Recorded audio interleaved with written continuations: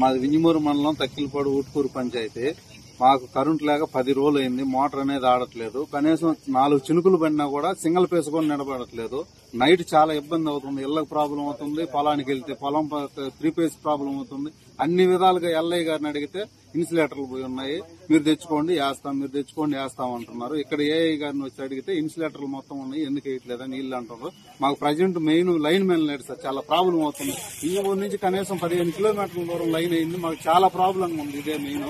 మాకు ఇంకే ఇబ్బందులు లేదు సార్. ఈ కరెంటుతోనే పెద్ద ప్రాబ్లం అయింది. ఇప్పుడు బాగా అంతా నార్లు వరి అంతా నాటుకునే టైం. ఈ సీజన్ లో 10 days నుంచి కరెంటే లేదంటే రైతు ఎంత ఇబ్బంది పడతారు సార్. మామూలుగా మాకు అట్లా అయిపోయింది సార్ ప్రాబ్లం. మాకు చాలా ప్రాబ్లం ఉంది. ప్రతి రైతు ఇదే బాధపడతా ఉన్నాడు. 10 రోజుల నుంచి చేలేకి వెళ్ళను, కరెంటు వస్తాను, అది పోను 10 నిమిషాలు.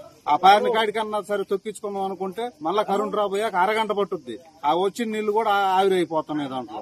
ఆ విధంగా అట్లే 10 రోజుల నుంచి అదే విధంగా చేస్తానే ఉన్నారు సార్. మాకు కరెంటు మాకు కావాలి సార్. ముందు ముఖ్యంగా మాకు లైన్ సరిచేసి సబ్ స్టేషన్ ఒకటి అయిపోయింది సార్ మాకు దగ్గరలో నందిగుంట.